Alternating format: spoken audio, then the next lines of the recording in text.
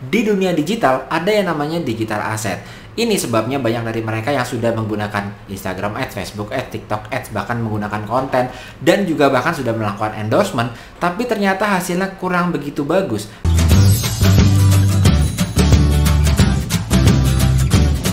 Perbedaan antara pedagang dan pebisnis adalah bagaimana kita memiliki mindset menggunakan sebuah aset untuk membuat bisnis kita lebih besar lagi. Kalau pebisnis ini berpikirnya aset, kalau pedagang ini belum memikirkan mengenai aset. Di dunia digital ada yang namanya digital asset. Ini sebabnya banyak dari mereka yang sudah menggunakan Instagram Ads, Facebook Ads, TikTok Ads, bahkan menggunakan konten dan juga bahkan sudah melakukan endorsement, tapi ternyata hasilnya kurang begitu bagus. Karena ternyata begitu masuk ke dunia online, ke sosial media, lupa untuk mengkoleksi yang disebut dengan digital asset yang pada akhirnya akan sangat berimpact kepada bisnis kita memiliki persepsi seperti apa di mata customer. Dalam video ini kita akan membahas dengan detail apa saja digital asset yang perlu dimiliki oleh seorang pebisnis online. Halo teman-teman, berjumpa lagi bersama saya Yosef, founder dari Ads Sekolah Pebisnis, dan kurang lebih selama 8 tahun saya telah mengembangkan bisnis saya menggunakan online marketing. Dan saat ini men-sharingkan dan membantu teman-teman lainnya untuk bagaimana caranya menggunakan online marketing ini untuk merintis bisnis dan mengembangkan bisnis teman-teman. Jadi buat Anda yang baru bertemu dengan saya di dalam video yang satu ini, jangan lupa untuk saya ajak subscribe di channel Yosef Abbas agar nggak ketinggalan tips dan trik seputar bisnis, marketing, dan terutama seputar online marketing. Satu quotes yang selalu saya pegang karena ini sangat relevan buat kita para pebisnis adalah ini. People don't buy the best product, but the best product that is visible in front of them that communicates the best. Jadi di sini kelihatan bahwa orang-orang customer kita itu tidak membeli produk yang terbaik, yang berkualitas, yang top of the top. Kenapa? Karena kadang-kadang ada beberapa produk yang sebetulnya baik, memiliki kualitas baik, yang ternyata nggak kelihatan. Jadi kalau nggak kelihatan, kadang-kadang customer tidak mengerti dan tidak bisa membandingkan antara sesuatu yang tidak kelihatan ya. Jadi kalau kita datang ke sebuah supermarket misalnya, di sana ada 5 produk, padahal di luar supermarket itu ada produk lainnya yang lebih bagus.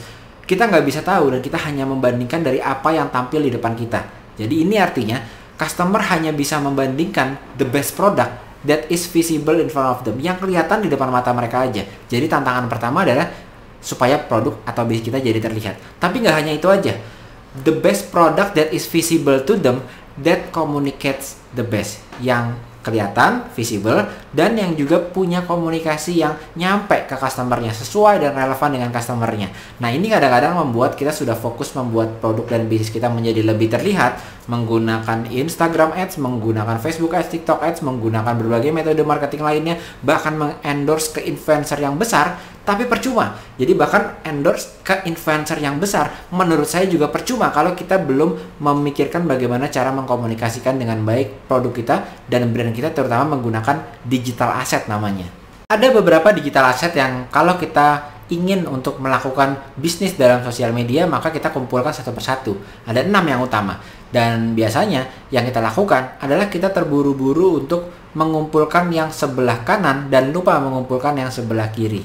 Jadi kalau kita masuk ke sosial media, kita berusaha untuk berjualan, ternyata kalau kita postingan yang isinya hard selling, ternyata itu tidak berhasil, maka kita pada akhirnya mencoba untuk menarik follower dulu gitu ya. Artinya kita mengumpulkan nomor 4 ini, follower sosial media. Lalu kita juga mencoba untuk melakukan advertising, Facebook Ads, Instagram Ads, kita punya pixel audience. Ini juga adalah aset. Jadi aset follower itu adalah aset, pixel itu adalah aset juga. Tapi ternyata sebelum kita masuk ke sini, harusnya kita ngumpulin yang sebelah kiri dulu. Kenapa? Banyak sekali orang-orang yang dia ini sudah melakukan beriklan contohnya. Jadi sudah melakukan Instagram Ads, Facebook Ads, sudah mengerti teknis-teknis seputar pixel, udah mengumpulkan aset dalam bentuk pixel.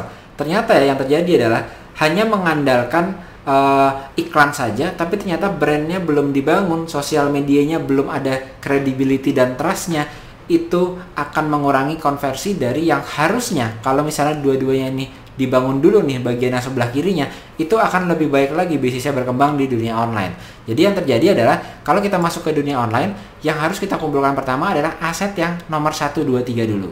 Lalu selanjutnya baru di boosting menggunakan ini, dan ini, 4, 5, dan 6. Contoh pertama adalah kita lakukan adalah foto produk dulu. Kenapa foto produk?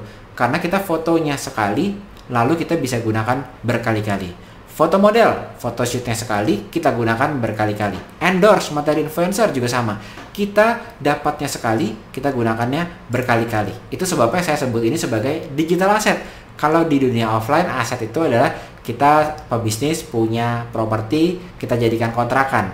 Sudah punya asetnya, ternyata ada orang yang kontrak bulan ini, orangnya keluar, bulan depan lagi ada orang baru lagi masuk lagi. Itu kan dia bisa generate berkali-kali income dengan satu aset yang sama. Kita beli propertinya sekali, kita jadiin kontrakan, menghasilkan terus-menerus. Nah, ini sama dengan mindset kita di dalam digital marketing, di dalam dunia online. Kita kumpulin dulu digital aset yang penting-penting. Jangan kita masuk ke dunia online tiba-tiba langsung Facebook Ads, Instagram Ads. Duitnya dibakar, lalu habis itu running ads-nya sudah berjalan, lalu hilang habis begitu saja. Tapi kita kumpulkan photoshoot model dulu. Sudah photoshoot sekali, dimasukkan ke Google Drive, kita bisa gunakan berkali-kali foto tersebut. Foto produk, kita foto produknya dulu. Fotonya sudah bagus, brand kita tampilannya lebih bagus, artinya kita punya asetnya juga kita punya, brand kita pun terlihat lebih bagus. Kita endorse. Endorse itu artinya kita dapatnya double. Kita dapat exposure juga, menggantikan seperti ada iklan, tapi kita juga dapat asetnya. Kita dapat fotonya, kita dapat videonya. Jadi buat saya, pertama-tama sebagai seorang pebisnis yang mau masuk ke dunia online, mau mengaktifkan sosial media untuk menghasilkan, itu komplitlah dulu digital asset nomor 1, 2, 3 ini.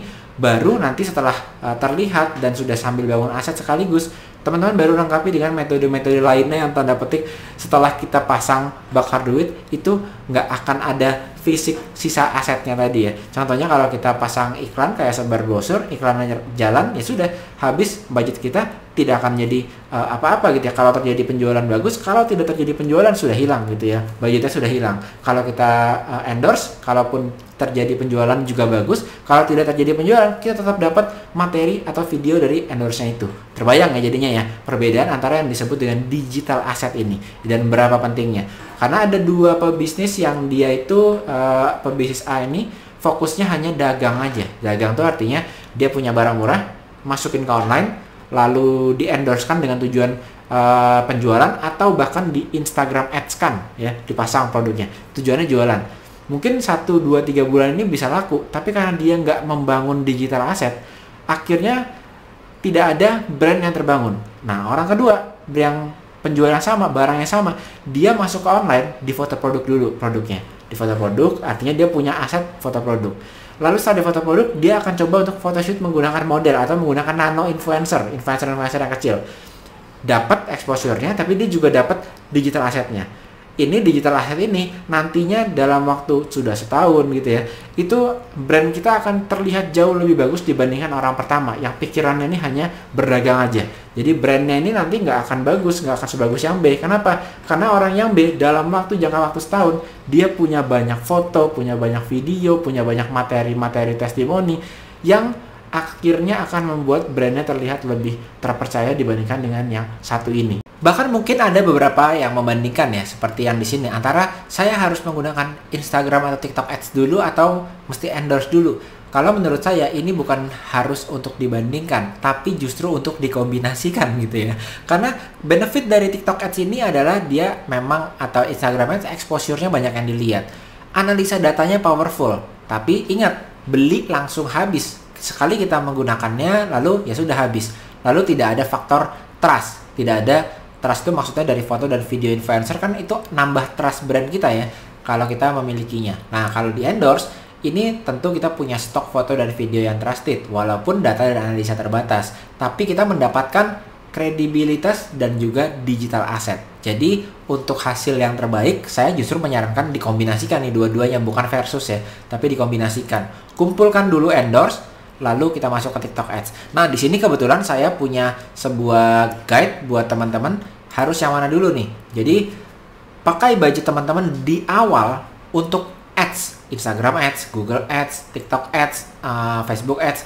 Nah ada kalaunya teman-teman. Punya konten iklan yang bagus, tahu cara ngiklan, mau scale lebih kencang dalam waktu yang lebih cepat. Jadi waktu kita baru masuk ke online, kita bisa memilih nih, mau ada budget marketing sebesar A gitu ya. Ini mau kita gunakan buat ads atau kita mau gunakan buat yang kedua ini endorse. Biasanya itu jadi pertimbangan ya, karena budget kita terbatas, kita nggak bisa gunakan dua-duanya. Nah, guide-nya adalah kita bisa gunakan budget kita untuk langsung advertising kalau kita sudah tahu pasti caranya menggunakan advertising. Nah, belajar di kelas-kelas cara untuk menggunakan iklannya. Ternyata sudah belajar tapi nggak berhasil. Kenapa? Karena salah satunya nggak punya isi konten yang bagus. Karena iklan ini, dashboard itu hanyalah tools aja.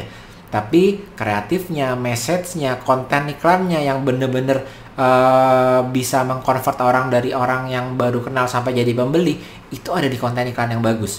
Tidak hanya dari kemampuan kita menggunakan dashboard. Jadi artinya, pastikan kalau kita mau memilih advertising, luangkan waktu untuk spending budget atau di advertising itu kita keluar uang, artinya pastikan dulu 3 hal ini. Yang pertama, sudah punya konten iklan yang bagus. Saran saya, kalau nggak teman-teman ngedit sendiri, jadi konten kreator sendiri, kita harus fokus ke pakai budget untuk influencer. Jadi kita meluangkan budget untuk influencer ini jika apa? Jika satu, butuh konten untuk produk. Butuh dinaikkan kredibilitasnya brand kita masih baru di dunia online. Belum ada yang pernah melihat ataupun mengendorse ataupun merekomendasikan brand kita. Maka ini butuh konten dan produk untuk menaikkan kredibilitas. Lalu, konten fitnya udah siap belum? Jangan sampai kita sudah masuk ke tahapan pakai advertising gitu ya, mendatangkan orang ke landing page kita, ke website kita, tapi website kita ini isinya hanya copywriting, copy keriting ya saya bilang ya, karena nggak ada sisi trustnya, nggak ada sisi testimoninya, nggak ada sisi influencer yang endorse produk kita, ya nggak akan kemana-mana juga sebetulnya ya, karena mendatangkan dari Facebook Ads, Instagram Ads masuk ke landing page yang belum siap, ya hasilnya udah pasti nggak akan bagus. Jadi istilahnya garbage in, garbage out. Kalau sampah yang masuk, yang keluar juga akan sampah juga. Jadi artinya di situ kita bisa menekankan bahwa waktu kita punya landing page, isinya ini udah harus bagus. Mau ke landing page harus bagus, mau ke Instagram profile pun atau TikTok profile pun, pastikan TikTok profile juga udah harus bagus. Jadi itulah kenapa waktu di awal-awal penting pakai budget untuk influencer. Untuk satu, konten produk, kredibilitas jadi naik, konten feed dan sales page-nya menjadi lebih terbukti menjual. Baru kita akan masuk ke dalam advertising. Dikombinasikan dengan campaign influencer. Nah biasanya ini kalau udah ngomongin launching produk, ini kombinasi nih antara advertising dengan influencer marketing. Oke, jadi itu dia. Sekarang kita bisa lihat bahwa ternyata aset itu membedakan ya antara pebisnis dan pedagang. Kenapa? Karena aset ini nggak habis-habis ya. Itu sebabnya kalau kita mengumpulkan digital aset tadi, semakin lama kita kumpulkan, pada akhirnya mereka yang mengumpulkan digital aset punya kelebihan atau kompetitif yang lebih besar dibandingkan dengan kompetitornya. Karena aset ini akan numpuk nih satu persatu seiring berjalannya waktu. Dan semoga tips ini bisa berguna buat Anda. Dan kalau sampai saat ini Anda juga belum subscribe ke channel Yosef Abbas, saya ajak Anda sekarang untuk subscribe ke channel Yosef Abbas supaya nggak ketinggalan tips seperti yang kita bahas dalam video ini seputar bisnis, marketing, dan juga seputar online marketing. Sampai jumpa lagi di video-video selanjutnya bersama saya Yosef Abbas. And don't forget to elevate your mindset and start your success journey today. Sampai jumpa di video-video lainnya. Dadah!